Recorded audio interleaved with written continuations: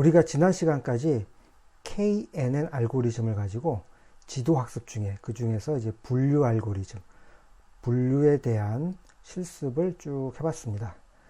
이번 시간에 배울 내용은 그 지도학습 중에 분류에 해당하는 또 다른 알고리즘인 의사결정 나무에 대해서 실습을 좀 해볼 거고요.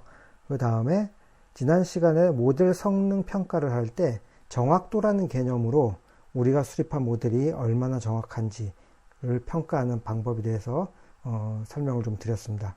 이번 시간에는 그 정확도 외에 우리가 또 고려해야 될 모델의 성능 평가에서 또 고려해야 될 것이 뭐가 있는지 그걸 좀 설명을 드리도록 하겠습니다. 의사결정 나무도 지도학습 중에 지도학습은 두 가지가 있다 그랬죠. 분류와 리그레션 두 가지가 있는데 이 의사결정 나무는 지도학습 중에 주로 분류에 사용되는 머신러닝 기법입니다. 물론 이제 리그레션 회귀 분석에서도 사용할 수 있는데 주로 대부분 분류 문제에 이 의사결정 나무를 사용을 하고요. 그 다음에 이 의사결정 나무가 이제 중요한 것이 이 의사결정 나무를 기본으로 해서 좀 더 고급 분석 기법, 그러니까 랜덤 포레스트라든지 앞으로 배울, 그 다음에 요즘 많이 쓰는 그레디언트 부스팅, 여러 가지 최근에 나온 머신러닝 기법들이 대부분 이 기본은 의사결정 나무를 기반으로 해가지고 이제 발전한 것입니다. 그래서 요거를 이제 잘 익혀두시면은 나중에 이제 배울 다른 더 고급적인 기법에 이 의사결정 나무가 사용되기 때문에 요에 대한 개념을 좀 익혀두시면 이제 도움이 될 것이라고 생각되고요.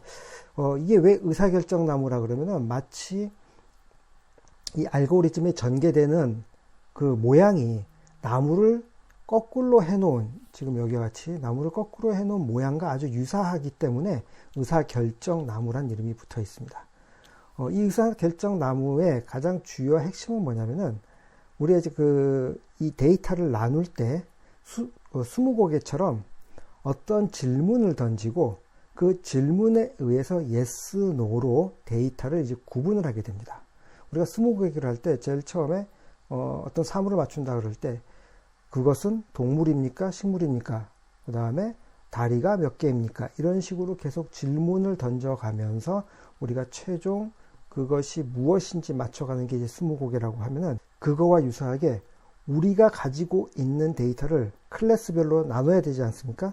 예를 들면 앞 시간에 배웠던 그 붓꽃의 품종을 나눌 때 세 가지 품종으로 나누기 위해서 어떤 질문을 했을 때 꽃받침의 크기로 질문을 할지 꽃잎의 폭으로 질문을 할지 그걸 결정을 해서 질문을 던지고 그 데이터들을 yes, no로 구분을 해가지고 이렇게 알고리즘을 전개해 가면서 데이터를 최종적으로 앞서 말한 그 붓꽃 같은 경우는 세 개의 품종으로 나눈다든지 또는 어떤 데이터를 yes, no, OX로 나눈다든지 이렇게 구분해 가는 방법이 그런 알고리즘 기법이 의사결정 나무라고 보시면 됩니다.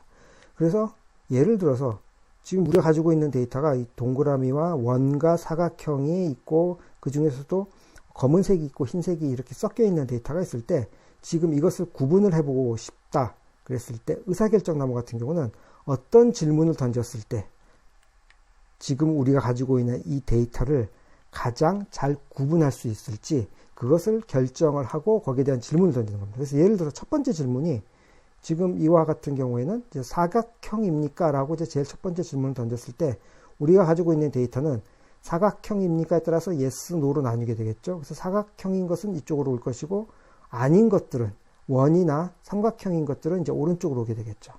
그 다음에 yes로 구분된 사각형이라고 구분된 이 데이터를 다시 어떤 질문으로 던졌을 때 이 데이터를 따로따로 구분할 수 있을까? 라고 봤을 때 그 다음 질문은 검은색입니까? 라고 이제 두 번째 질문을 던졌을 때 여기서 사각형으로 분류된 데이터를 검은색이냐? 라고 질문했을 때 yes, no로 나누게 되면 이렇게 두 개의 데이터로 나누게 되겠죠. 그 다음에는 더 이상 나눌 게 없겠죠. 그럼 여기서 이 프로세스는 종료입니다. 그 다음에 우리가 이제 아까 사각형입니까 했을 때 노로 구분된 데이터들, 원이나 삼각형으로 구분된 데이터 같은 경우는 자, 그 다음 어떤 질문을 하게 되면 이 데이터를 좀 더 깔끔하게 구분할 수 있을까라고 했을 때 그 다음 질문은 얘는 이제 원입니까? 라는 두 번째 질문을 던졌어요.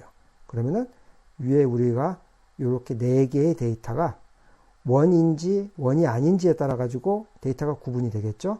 그러면은 원인 것들은 이쪽으로, 원이 아닌 것들은 이쪽 오른쪽으로 가게 되고, 자, 오른쪽에 있는 요 삼각형은 여기서 이제 끝이죠. 더 이상 나눌 것이 없기 때문에 끝. 그 다음에 왼쪽에 있는 이 데이터셋은 그 다음 또 한 번 질문을 더 해야 되겠죠. 여기서 나누기 위해서. 그때 질문은 이제 검은색입니까? 라고 했을 때 그러면은 검은색인 것과 검은색이지 않은 데이터로 이렇게 구분이 되겠죠. 이런 식으로 의사결정 나무는 우리가 가지고 있는 데이터셋에 어떤 질문을 연속해서 던지게 됩니다. 그래서 연속해서 던지면서 그때마다 데이터들이 나뉘게 되고, 그 나뉜 데이터들은 동일성, 그러니까 이제 불순도라고도 하고 동일성이라고도 하는데, 같은 비슷한 성격의 데이터들끼리만 서로 이제 뭉치게 되겠죠. 그래서 최종적으로 우리가 추구하는 바는 요 마지막으로 데이터가 다 구분된 요 마지막에는 전부 동일한 데이터, 동질성이 큰 데이터, 불순도가 낮은 데이터 세트로만 구성이 되게끔 계속 질문을 가면서 알고리즘을 구성하는 게 의사결정 나무의 알고리즘이라고 이제 보시면 되겠고요. 그랬을 때 요 맨 마지막 최종적으로 더 이상 나뉘지 않는 요것을 우리가 잎이라고 합니다. 잎, 나뭇잎의 잎처럼 최종적으로 우리가 데이터를 더 이상 나누지 않고 여기서 종결시키는 이 노드를, 이런 것들을 이제 다 노드라고 하는데, 여기가 노드, 그 다음에 최종 마지막에 잎 있는 부분도 우리가 노드라고 하고, 또는 그 잎 노드 또는 터미널 노드라고 하고요. 그 다음에 맨 위에 있는 여기를 이제 뿌리, 루트라고도 합니다. 이런 식으로 우리가 데이터에 대해서 질문을 던지고 구분해 나가는 방법, 이것을 의사결정 나무라고 합니다. 본격적으로 실제 데이터를 가지고 실습을 하기 전에 좀 이해도를 높이기 위해서 좀 더 간단한, 아주 간단한 데이터 세트를 가지고 우리가 의사결정 나무가 어떤 원리로 이 데이터를 분리를 하는지 그걸 한번 실습을 해보도록 하겠습니다. 그래서 여러 분께 나눠드린 데이터 셋 중에 골프 엑셀 파일이 있어요. 그 엑셀 파일을 열어보시면은 이러한 데이터가 들어가 있습니다. 이 데이터는 뭐냐면은 이제 골프 경기를 하는데 그때 날씨에 따라 가지고, 그러면 온도, 습도, 바람에 따라서 그날 경기가 가능했었는지 아니면 경기를 할 수 없었는지를 정리한 테이블이라고 보시면 됩니다. 그래서 예를 들어 날씨는 이제 맑았고 온도는 화씨로 85도, 습도가 85%이고 바람이 안 불은 이런 날은 경기를 못했습니다. 그 다음에 이제 세 번째 데이터 같은 경우는 날씨가 흐리고 온도가 83도이고 습도가 78%, 바람이 안 불었을 경우에는 경기가 가능했습니다. 이런 식으로 날씨와 온도, 습도, 바람에 따라 가지고 경기가 가능했었는지 불가능했었는지를 이제 정리한 표인데, 요걸 가지고 우리가 디시전 트리라는 알고리즘을 이용해서 머신러닝을 한 다음에 임의 데이터, 그래서 어떤 날씨, 어떤 온도, 습도, 바람일 때 그날 경기가 가능할지 불가능할지를 예측하는 머신러닝 모델을 한번 만들어 보도록 하겠습니다. 자, 래피드 마이너를 구동시켜 주시기 바랍니다.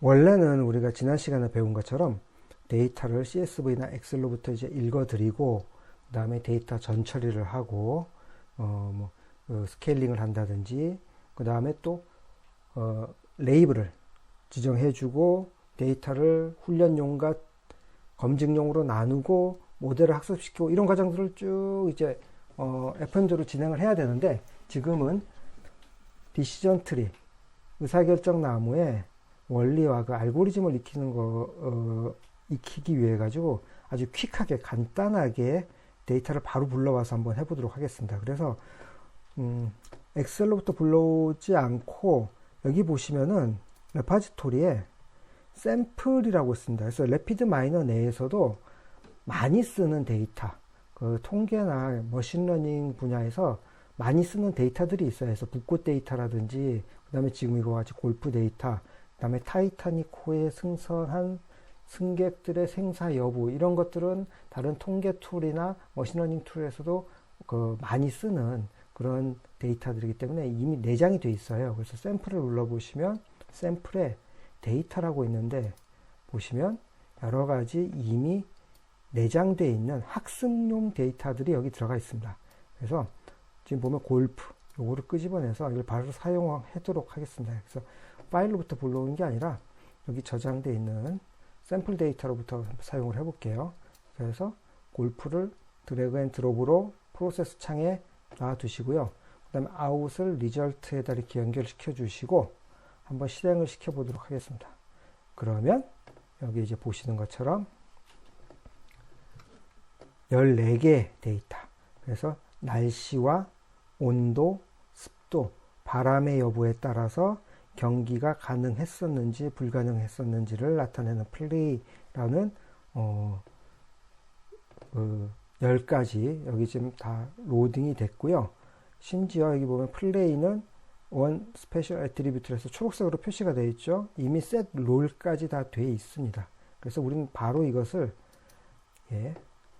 디시전 트리를 한번 적용을 시켜 보도록 하겠습니다. 디시전 트리를 하게 되면 디시전이라고 타이핑을 오퍼레이팅 창에서 하게 되면 디시전 트리가 보입니다. 그래서 이거를 그대로 드래그 앤 드롭으로 프로세스 창에 끌어다 놓으시고요. 이렇게 놓으시고 그 다음에 이그젬플이나 웨이트 이거를 리절트로 연결시켜 주기 하겠습니다. 자, 디시전 트리에서 사용하는 이런 파라미터들은 다시 조금 있다가 더 진도를 나간 다음에 좀 설명을 드리도록 할게요.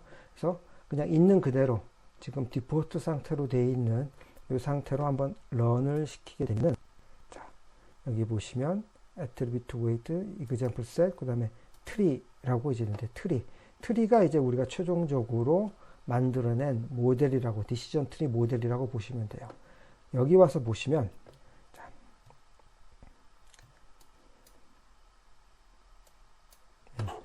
우리가 이제 목표라는 건 뭐냐면 example set을 한번 볼까요? 날씨, 온도, 습도, 바람에 따라서 경기가 가능했는지 불가능했는지를 예측하는 모델을 만드는 거예요. 그때 디시전 트리는 제일 먼저 중요한 변수로 우리가 20개를 하듯이 질문을 던지고 거기에 따라서 yes, no로 나뉘어서 데이터를 나눈다고 했지 않습니까? 그럼 이 지금 현재 골프라는 데이터에서 제일 먼저 질문을 한 건 뭐냐면 아웃룩, 날씨가 흐렸느냐, 비가 왔느냐, 맑았느냐에 따라 가지고 데이터를 얘는 제일 처음에 나누고 있어요. 그래서 날씨가 흐렸다. 흐린 경우에는 얘는 100% 플레이가 경기가 가능했다라고 지금 보고 있어요. 한번 과연 그런지 볼까요? 데이터를 example set으로 와서 아웃룩을 눌러주시면 이 아웃룩에 따라서 정렬이 됩니다. 그때 오버캐스트, 날씨가 흐린 경우를 보면은 날씨가 흐린 경우에는 플레이가 노가 하나도 없이 전부 예스가 되어 있죠. 그래서 이 아웃룩으로 질문을 던졌을 때 날씨가 흐릴 경우에는 100% 경기가 가능. 그 다음에 레인, 써니가 있는데 그럴 경우에는 보시면은 비가 왔을 때는 경기를 했을 때도 있고 못했을 때도 있죠. 그 다음에 날씨가 맑았을 때도 보면 한 경우도 있지만 또 못한 경우도 있어요. 그러면은 자, 여기서 레인이라고 됐을 때, 아웃룩이 레인이라고 내려왔을 때는 지금 요 안에 데이터들은 두 개가 혼재가 됐어요. yes인 경우하고 no인 경우하고. 자, 여기서 보시는 것처럼 아웃룩이 오버캐스트 흐린 경우에는 100% 경기를 했지만 레인이라고 되는 비가 왔을 경우에는 두 개가 섞여 있어요, 데이터가. 마찬가지로 써니도 보면 데이터가 두 가지가 yes와 no가 섞여 있는 이런 경우입니다. 그러면은 요거를 다시 나누기 위해서는 두 번째 질문을 여기다 던져야 되겠죠. 그 질문이 뭐였냐면은 여기선 바람이었어요. 비가 온 다음에 그 다음에 비가 왔느냐 안 왔느냐, 비가 예스면 그 다음에 바람이 불었느냐 안 불었느냐, 거기에 따라서 바람이 불었으면은 경기를 못했고 바람이 안 불었으면 경기가 가능했네 라고 두 번째 질문을 던져서 지금 이렇게 혼재되어 있는 데이터를 이렇게 둘로 나눈 겁니다. 마찬가지로 sun이라고 되어 있는 데이터도 지금 보면 데이터가 혼재가 되어 있기 때문에 이 혼재된 데이터를 두 번째 질문은 뭘 던졌냐면은 습도라는 질문을 던졌어요. 그래서 습도가 77.5% 이상이야? 그러면은 yes면 경기를 못했군. 그 다음에 77.5% 이하야? 그러면 경기가 가능했네 라고 이제 구분을 한 거죠. 그 다음에 보니 요 최종 말단 if 노드라 그랬죠. if 노드에서 보니 데이터가 더 이상 혼재되어 있지 않고 데이터가 한 가지 종류로만 yes면 yes 또는 no면 no로 깔끔하게 분리가 되어 있겠죠. 예. 이렇게 디시전 트리는 이런 식으로 해서 이제 데이터를 구분하게 되고, 자, 제가 방금 말씀드린 것처럼 의사결정 나무는 최종 목표는 뭐냐면은 여기 써 있는 것처럼 데이터셋을 같은 종류, 비슷한 종류의 데이터들로만 구성돼서 분할하는 이것이 최종 목표입니다. 그러니까 바꿔 얘기하면은 같은 종류의 데이터만 모아서 분류를 하는 거기 때문에 불순도가 가장 최소가 되게, 예. 그러니까 어떤 다른 데이터셋이 혼재되어 있지 않고 같은 종류로만 구성된 데이터셋으로 최종적으로 나누게끔 진행하는 것이 의사결정 나무고, 그때 그럼 어떠한 방법으로, 그러니까 어떤 기준이 있어야 되겠죠. 어떤 기준으로 이걸 나누느냐? 그때 사용하는 것이 이 엔트로피라든지 이제 진위계수라는 겁니다. 이런 걸 가지고 이제 수학적인 계산을 통해서 예를 들면 엔트로피는 낮게, 진위계수는 최대한 올라가게끔 수학적인 계산을 통해서 가장 적절하게 어떤 질문을 던져가면서 데이터셋을 나누면 이 불순도가 최소가 되게끔 데이터셋을 최종적으로 이렇게 나눌 수가 있는지를 계속 계산을 통해 가지고 데이터를 가지를 점점 키워가면서 데이터셋을 나누는 방법이 의사결정 나무라고 보시면 됩니다.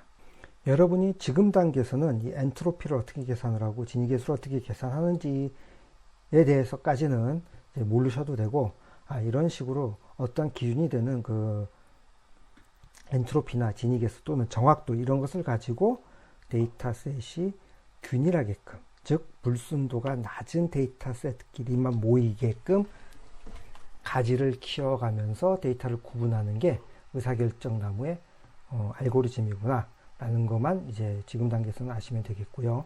더 중요한 개념은 의사결정 나무를 언제 멈추게 할 것이냐. 그러니까 의사결정 나무는 계속 가지를 키워가면서 그 안에, 그러니까 최종 if 노드, 말단 노드에 들어간 데이터들이 균일하게 불순도가 낮게끔, 그러니까 최종적으로 그렇게 되게끔 계속 가지를 키워가고 나무 크기를 키워가면서 이제 모델을 만드는 건데, 그러면 언제 멈추느냐? 이게 이제 문제가 되는 거예요. 왜 이게 문제가 되냐면은 어느 if 노드, 그러니까 리프 노드에서도 불순도가 0인 의사결정 나무를 만들 수가 있어요.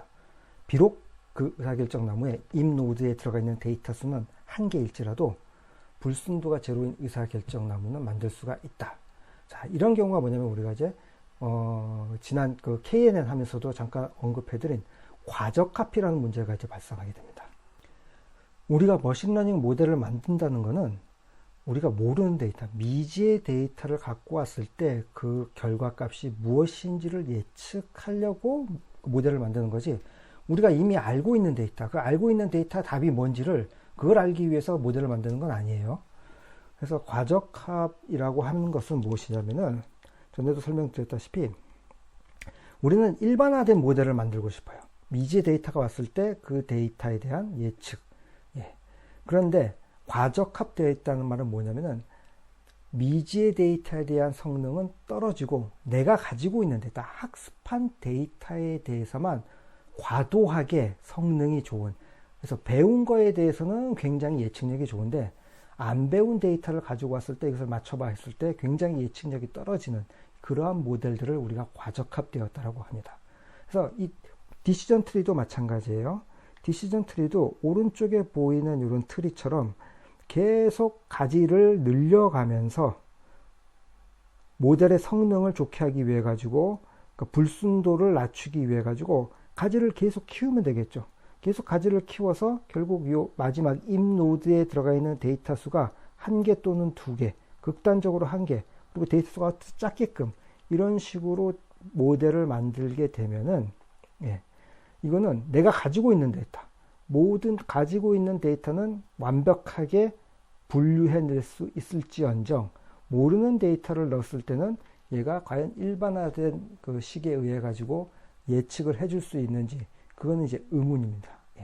그래서 이런 거를 이제 과적합된 모델이라 그러고, 우리는 이거를 일반화시키기 위해서 가지가 너무 이렇게 무한정으로 자라지 않게 어느 정도 자라면은 잘라주거나, 아니면 처음부터 이 가지가 더 이상 못 자라게끔 한도, 그래서 뭐 예를 들어서 깊이를 얼마 정도까지만 자라고 그 이상 늘어나면 모델 학습을 중지시켜 라는 식으로 이 모델을 일반화시킬 필요가 있습니다. 그래서 디시전 트리에서 이 프로세스를 종료하는 방법으로는 우리가 이제 흔히 가적합, 그 가지치기라는 방법으로 얘기를 하는데요.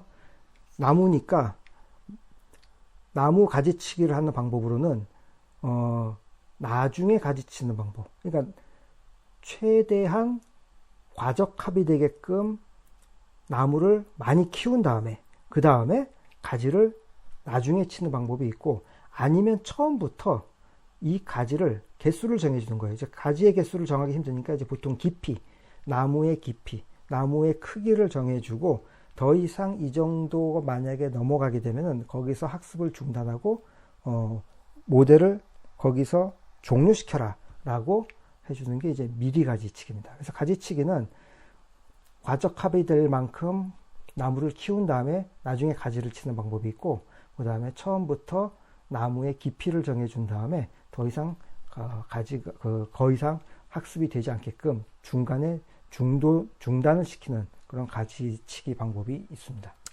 그 래피드 마이너에서 그러면은 가지치기는 어떻게 하는지 다시 한번 래피드 마이너 화면으로 돌아와서 보시면, 디자인에 와서 디시전 트리 오퍼레이터를 선택을 하게 되면 오른쪽에 우리가 선택할 수 있는 파라미터들이 여기 표시가 되게 있죠. 여기 보면 메인에 보면은 이제 크리테리언이라고 되어 있는 요게 우리가 어떤 기준으로 불순도를 측정을 해가지고 데이터를 나눌 것이냐라는 기준이 되는 파라미터들이 여기 써 있습니다. 그래서 우리가 아까 말한 뭐 진위 개수라든지 정확도, 그 다음에 뭐 인포메이션 게인, 이런 것들을 이용을 해가지고 데이터의 불순도를 측정을 해서 불순도가 가장 적게끔 데이터셋을 나누는 그때 기준이 되는 파라미터를 여기서 선택을 해줄 수가 있고요.